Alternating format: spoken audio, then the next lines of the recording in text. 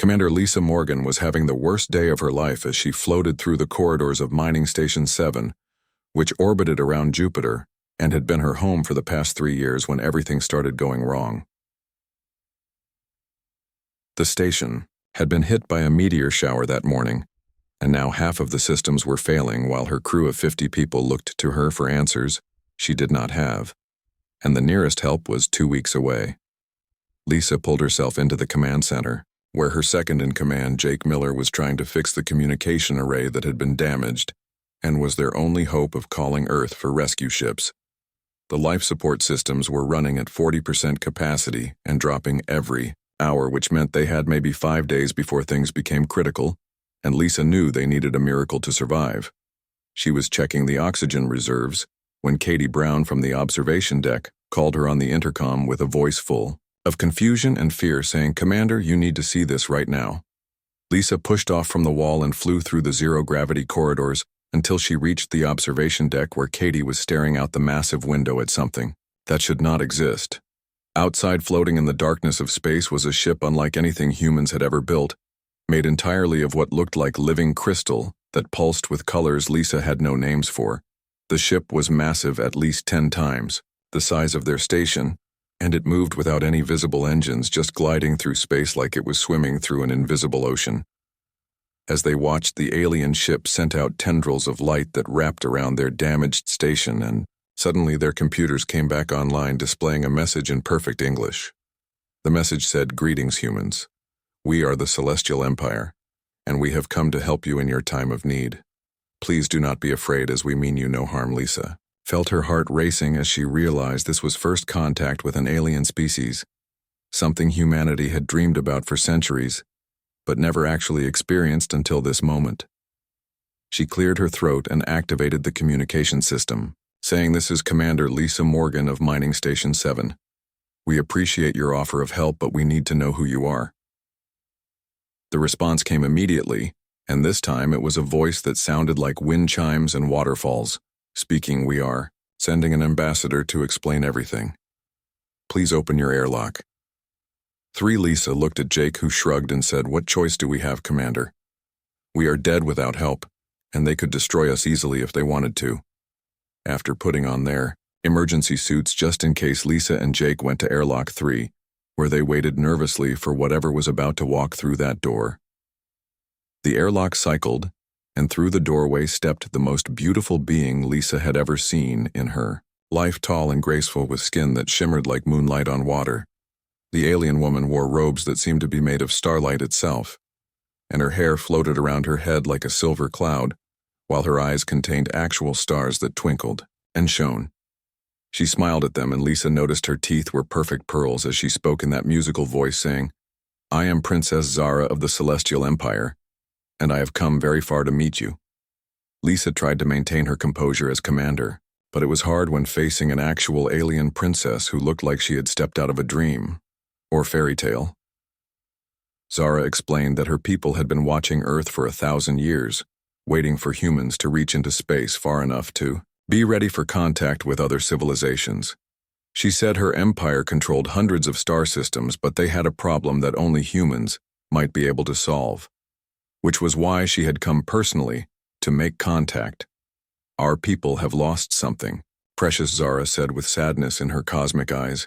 "We have forgotten how to feel true emotions, and we believe humans can teach us." Lisa found this hard to believe, since Zara seemed to be showing emotion right now.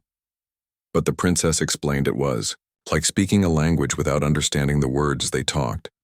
Zara moved through the station, examining the damage with eyes that seemed to see everything, and she touched the walls with fingers that glowed softly. "With your permission," Zara said, "I would like to repair your station using our technology as a gift of friendship between our peoples, and to show we are sincere." Lisa agreed and watched in amazement as Zara placed her hands on the damaged hull and the metal began to heal, itself flowing back together like liquid until it was stronger than before.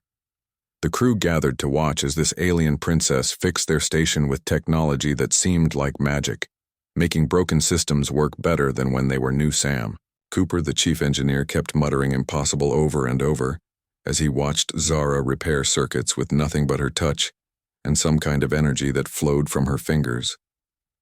Within hours, the station was fully operational again. But Zara did not leave, instead asking if she could stay and learn about human culture and emotions. Lisa found herself agreeing, partly because she was curious about this alien princess, but also because something about Zara made her want to help her understand humanity. That night, as the crew celebrated their survival, Lisa showed Zara to the guest quarters that had been hastily prepared, and noticed how the princess seemed fascinated by everything. Even simple things like the bed and the shower were new experiences for Zara, who explained that her people did not need sleep or water the way humans did. Lisa stayed to make sure Zara was comfortable, and they ended up talking for hours about their different worlds and cultures, finding more similarities than differences. When Lisa finally left to get some rest, she realized that this day that had started as the worst of her life had become the most important day in human history. The next morning, Lisa found Zara in the mess hall surrounded by curious crew members who were asking her hundreds of questions about space and alien civilizations. While she tried to understand the concept of breakfast, the princess was holding a cup of coffee with both hands, staring at the dark liquid with wonder. As Katie Brown explained that humans drank it to wake up, even though Zara did not understand why anyone would need help. Waking Lisa watched as Zara took her first sip of coffee, and her eyes went wide with surprise before her skin shifted to a silver color. That Lisa was learning meant the princess was experiencing something new.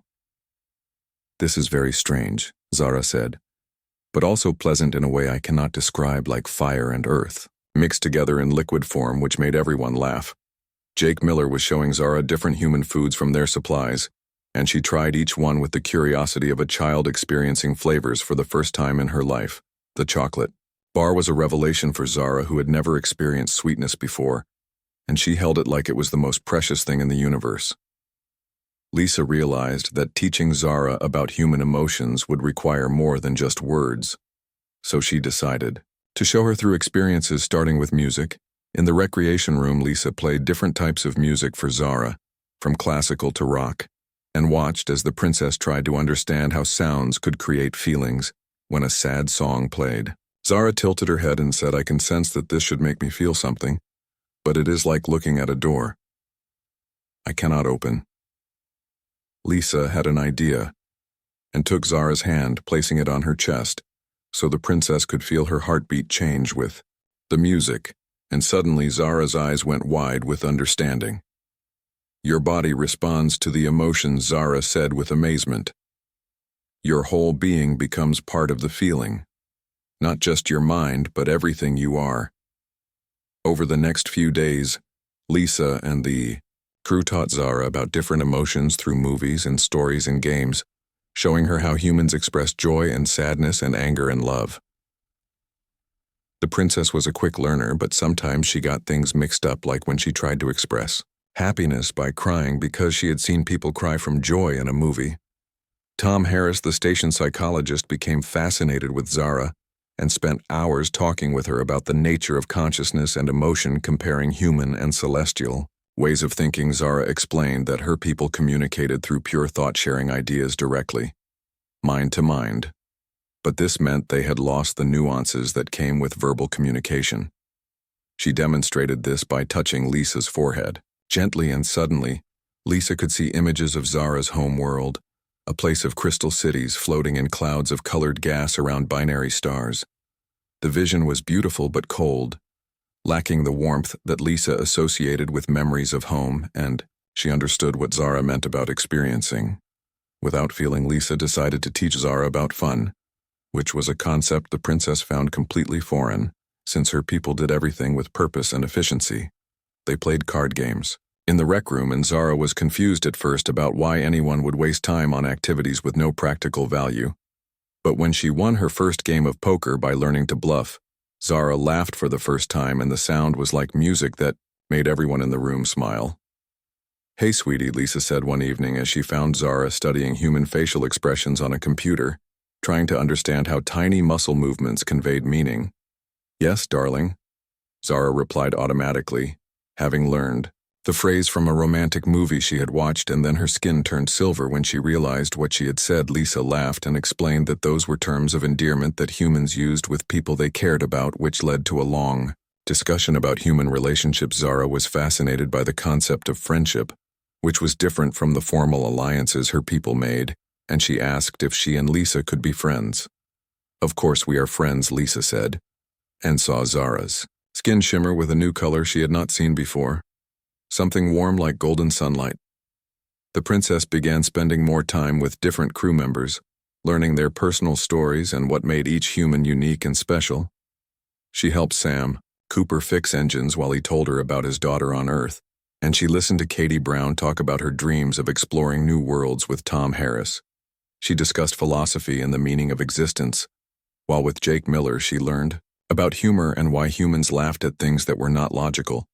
But it was with Lisa that Zara spent most of her time following the commander through her daily duties and learning about leadership and responsibility. Lisa showed Zara how she made decisions that affected everyone on the station, balancing logic with intuition and rules with compassion.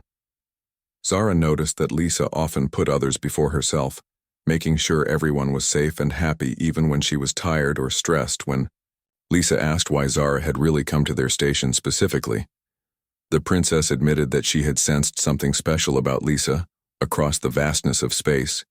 "You have a light inside you," Zara said, "that shines brighter than stars, and I was drawn to it like navigation to a beacon." Lisa did not know how to respond to that, but she felt something warm in her chest when Zara looked at her with those star-filled eyes. One night Zara asked Lisa to teach her about dreams since her people did not sleep, and Lisa tried to explain the strange stories the mind created during rest. They ended up lying on the observation deck, looking out at the stars, while Lisa talked about her dreams of exploration and discovery. Zara created small lights that danced around them like fireflies as she shared her own hopes for bringing her people back to emotional life. Before she knew it, Lisa had fallen asleep, and Zara stayed beside her all night, watching over her and trying to understand the peace on her sleeping face. When Lisa woke up, she found Zara still there and realized that the alien princess had become more than just a visitor to their station. 2 weeks had passed since Zara arrived, and the station had become a different place full of wonder and discovery, as the crew learned from their alien guest while teaching her about humanity. Lisa was in the command center going over supply reports when the proximity alarm started screaming and Jake Miller shouted, "Commander, we have 3 ships approaching fast and they are not responding to communications." On the screen appeared 3 vessels that Lisa recognized with dread as belonging to the Black Star Raiders, who attacked mining stations and stole resources, leaving destruction in their wake. The Raiders were humans who had turned to piracy in the outer systems where Earth law had little reach, and they were known for being violent and taking no prisoners. Lisa hit the general alarm and called all hands to battle stations. "We have Raiders incoming, everyone to defensive positions, and Zara, please stay in the safe room." But Zara appeared beside her in the command center and said, "I will not hide while my friends are in danger. Tell me how I can help you." Before Lisa could respond, the lead Raider ship fired missiles at the station, and the explosions rocked them hard enough to throw people against the walls. Katie Brown reported from her station that the Raiders were demanding all their processed minerals and supplies, or they would destroy the station piece by piece. Lisa knew they could not fight off 3 ships with their mining equipment and basic defensive weapons, but she also knew the Raiders would probably kill them anyway after taking everything. Zara watched the tactical display with those cosmic eyes and asked Lisa, "Why would your own kind attack you like this?" Which was hard to explain. "Some humans are not good people." Lisa said they take what they want through violence and fear instead of working for it, and we have to defend ourselves. The princess touched the console and her fingers glowed as she interfaced with the station computers in a way that should have been impossible. "I can see their ships now," Zara said, "and they have weapons that could hurt many people, but their technology is primitive compared to what I know." Another barrage of missiles struck the station, and Lisa heard Sam Cooper calling that they had hull breaches on deck 3 and 4 with atmosphere venting into space. Zara's skin shifted to a deep purple color that Lisa had never seen before, and the princess said these raiders are going to learn why the Celestial Empire is feared across the galaxy. The alien princess moved to the center of the command center and began to glow with an inner light that grew brighter until everyone had to shield their eyes. When they could see again, Zara was surrounded by a sphere of energy that pulsed with power, and she raised her hands toward the view screen. Outside the station, a massive shield of golden light appeared around them, just as the raiders fired their main cannons, and the energy blasts dissolved harmlessly against the barrier. The raider captain appeared on the communication screen, a scarred man named Marcus Kane, who Lisa knew by reputation as one of the most dangerous criminals in the system. "What kind of trick is this, Morgan?" he snarled, but then his eyes went wide when he saw Zara standing there glowing like a miniature star. "This is no trick," Zara said, her voice carrying across the communication channel with a power that made everyone shiver. "I am Princess Zara of the Celestial Empire, and you will cease your attack immediately." Kane laughed and said, "I do not care if you are the Queen of Mars, you are going to give us what we want, or we will crack that station like an egg." Zara looked at Lisa and asked permission to defend the station, which Lisa granted with a nod, not knowing what else to do in the situation. The princess raised one hand and suddenly all three raider ships stopped moving, frozen in place by some invisible force that held them completely still. On the screen, Kane was shouting at his crew to fire everything, but nothing worked as Zara held their ships with her mind like toys in her grasp. "You have chosen violence," Zara said, and her voice was cold as space itself.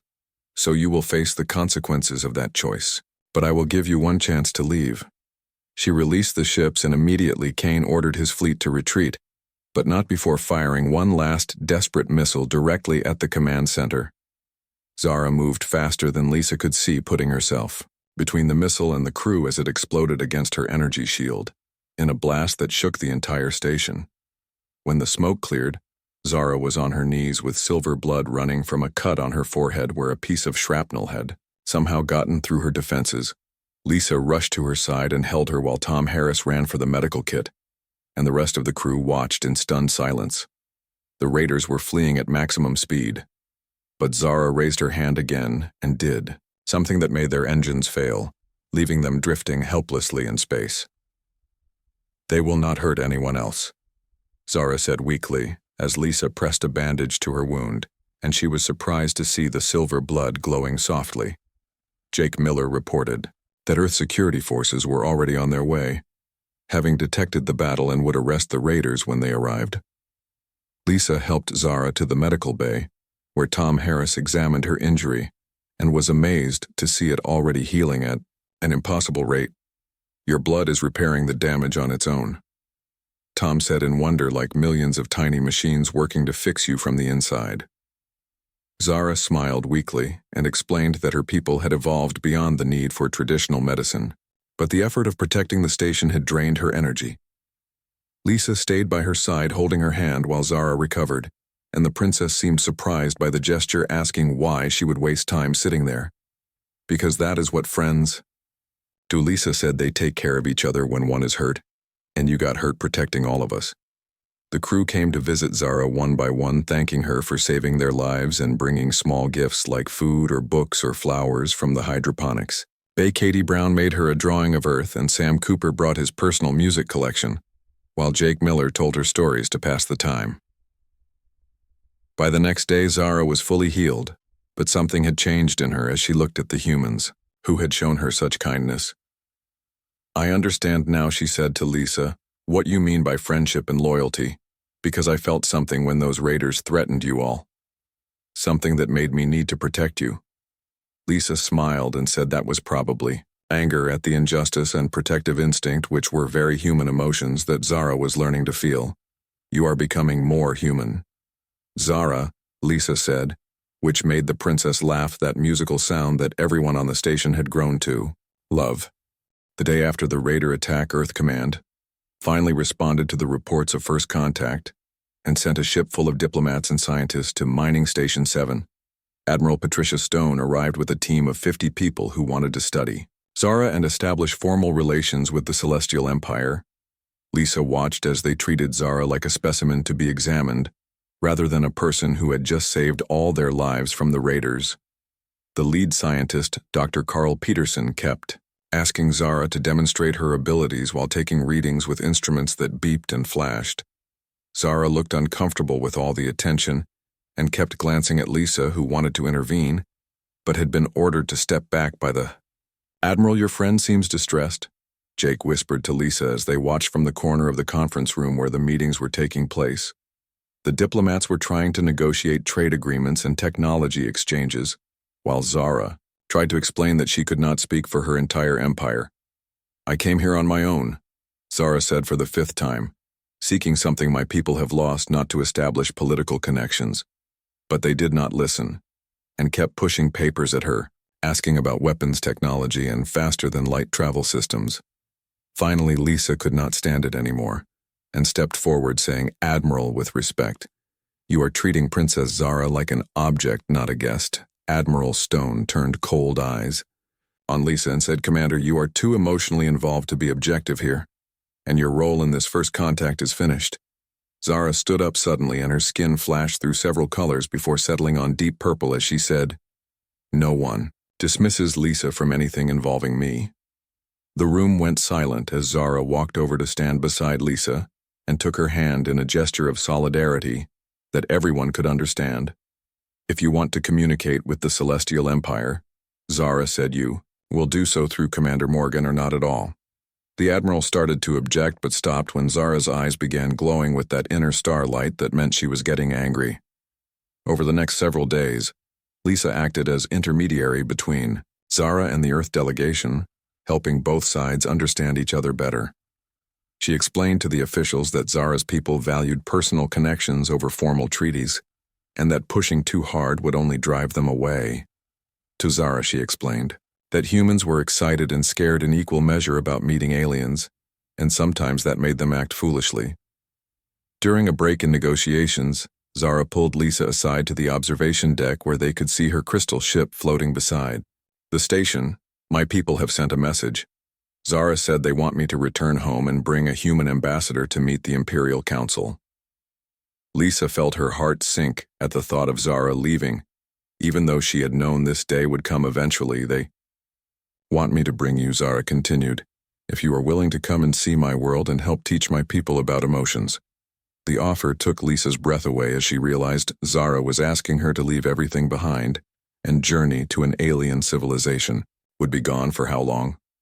Lisa asked, though part of her already knew the answer would not matter to her decision. Time moves differently in space travel. Zara said it could be months or years. But I promise to keep you safe and return you home whenever you wish. Lisa thought about Earth and her career and her family back home. But then she looked at Zara and knew what her answer would be. Before she could speak, though, alarms started blaring again, and Katie Brown's voice came over the intercom saying, We have multiple ships incoming, but these are not human. On the screen appeared 5 vessels of the same crystal design as Zara's ship, but much larger and more imposing in their beauty. Zara's skin went pale as she recognized them and said, Those are Imperial Guard ships, and they have come to take me home by force if necessary. The lead ship sent a transmission, and a tall male figure appeared looking similar to Zara, but with harder features and cold eyes. Princess Zara, he said in that same musical language that the translation computers converted to English. You have been away too long and the Emperor demands your return. This was Commander Vex, who Zara explained was the head of her father's guard and had never approved of her mission. To find emotions, Lisa watched as Zara straightened her shoulders and transformed from the curious, gentle being she had come to know into someone royal and commanding. I will return when I am ready. Zara said, Not before, and I have found what I came looking for, so tell my father to be patient. Vex's eyes narrowed and he said, You have contaminated yourself with these primitive creatures and their chaotic emotions which are beneath our kind. The insult to humanity made Lisa angry, but Zara's response was even stronger as she said, These primitives have more life in them than our entire empire. You would choose them over your own people? Vex asked with disbelief, clear in his voice, even through the translation. Zara looked at Lisa, then back at the screen, and said, I choose both because I believe we can learn from each other and become something greater. The standoff continued for hours with Vex demanding Zara return, and Zara refusing, while Earth's delegation watched nervously. Finally, Admiral Stone suggested that perhaps a compromise could be reached where Zara would return briefly, to report to her people, then come back. But Vex said, if the princess returns, she will not be permitted to leave again, as the Emperor will not allow her to risk herself among aliens. Lisa could see Zara struggling with the choice between her duty to her people and her desire to continue learning about humanity. That night, Lisa found Zara in the hydroponics bay surrounded by earth plants that Katie had been growing and looking sadder than Lisa had ever seen her. I do not know what to do, Zara said as tears of liquid silver ran down her face, which Lisa realized was the first time she had seen her cry.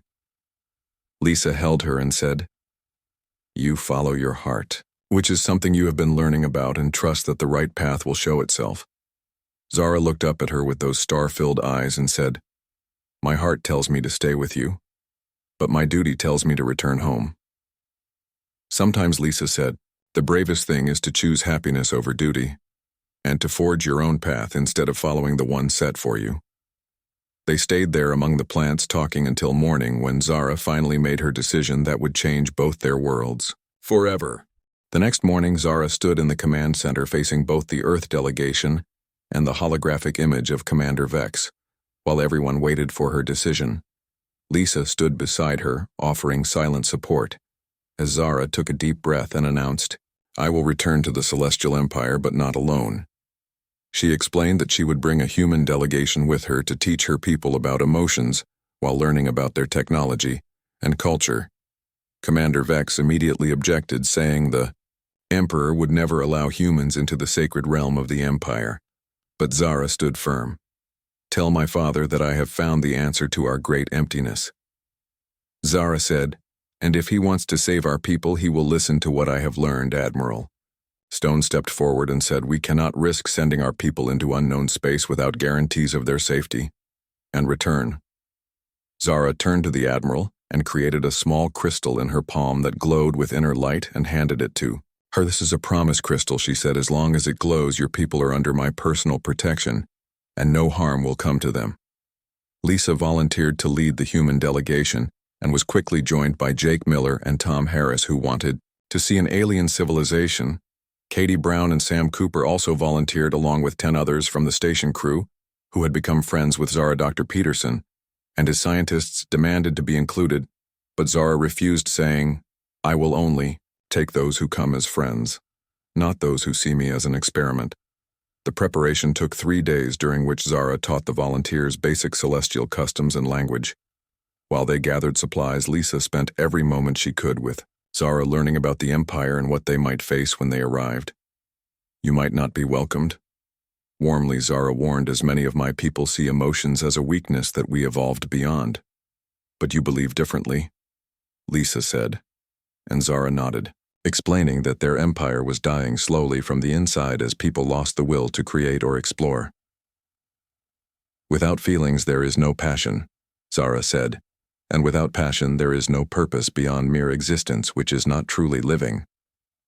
On the day of departure, the entire station gathered to see them off, and Admiral Stone formally appointed Lisa as Earth's first ambassador to the Celestial Empire. The crystal ship was even more beautiful inside than outside, with walls that seemed to sing and floors that adjusted to each person's stride. Zara showed them to quarters that had been modified for human needs, including beds and food synthesizers that could create Earth meals. The journey through hyperspace was unlike anything Lisa had ever experienced, with colors that had no names and sensations beyond description. During the trip, Zara taught them more about her people, how they lived for thousands of years and had conquered death but lost their souls in the process. Tom Harris spent hours discussing philosophy with Zara about whether emotions were necessary for consciousness or if they were just chemical reactions. Jake Miller learned to pilot the crystal ship using mental interfaces, while Katie Brown painted pictures of the incredible views outside. Sam Cooper worked with Zara to create a fusion of human and celestial technology that could revolutionize both civilizations. But it was Lisa who spent the most time with Zara, learning not just about her culture, but about her as a person. Late one night cycle, Zara showed Lisa her true form, dropping the humanoid appearance to reveal a being of pure energy and light.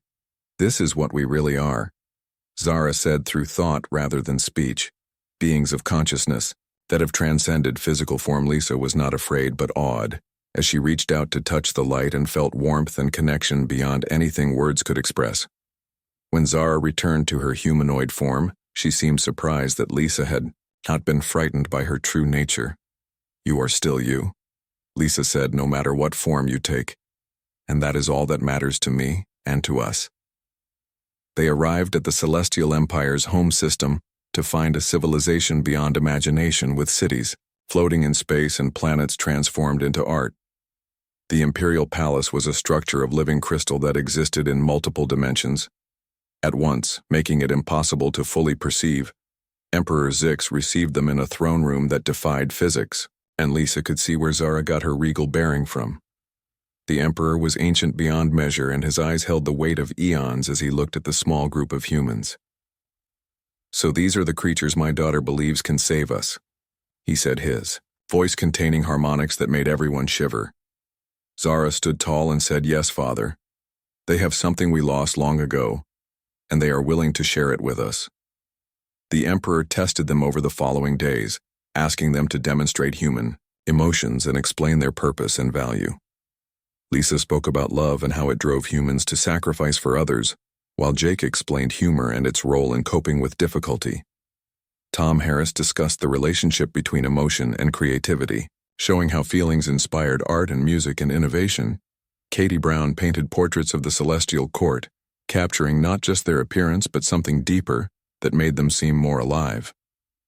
Sam Cooper worked with celestial engineers, showing them how human intuition could solve problems that pure logic could not. Slowly, the court began to change as some of the younger Celestials started trying to experience emotions for themselves. One young Celestial named Lyra became fascinated with human music and spent hours with Katie learning to play instruments. Another, called Orion, worked with Sam to understand human engineering, which relied on feeling as much as calculation. The breakthrough came when Zara demonstrated a technique she had developed combining human emotional energy with celestial mental power. She and Lisa stood together, joining hands as Zara opened her mind, and Lisa opened her heart, creating a bridge between them. The energy that resulted was visible to everyone, a golden light that contained both the wisdom of ages and the passion of humanity. Other Celestials began trying the technique with their human partners, and soon the palace was filled with light and something else. For the first time in millennia, the Celestials laughed, and some even cried as they experienced the full spectrum of emotions. Emperor Zix himself finally agreed to try the connection with Lisa as the human ambassador, and what he experienced changed him. "I had forgotten," the Emperor said with wonder in his ancient voice, what it meant to truly live rather than simply exist. He declared that the exchange program would continue, with humans and Celestials traveling between worlds to learn from each other. Zara was appointed as permanent liaison between the two civilizations, with Lisa as her partner in building the bridge between stars. Some Celestials resisted the change, including Commander Vex, who saw emotions as a corruption of their perfect society, but more and more embraced the transformation as they rediscovered joy and sorrow and love and all the things that made existence meaningful. A year passed on the celestial calendar, though only months had passed on Earth due to time dilation, and it was time to return. The human delegation prepared to leave, but Lisa found herself torn between her duty to report back and her desire to stay. Zara understood and offered her a choice, saying, "You can return to Earth, or you can stay here with me and help build our future." Lisa looked at her friends, who all smiled and nodded, understanding that her place was here between two worlds. "I will stay," Lisa said, "but we need to establish regular travel between our peoples, so no one has to choose one world over another." The Emperor agreed and provided ships that could make the journey safely, allowing humans and Celestials to travel freely.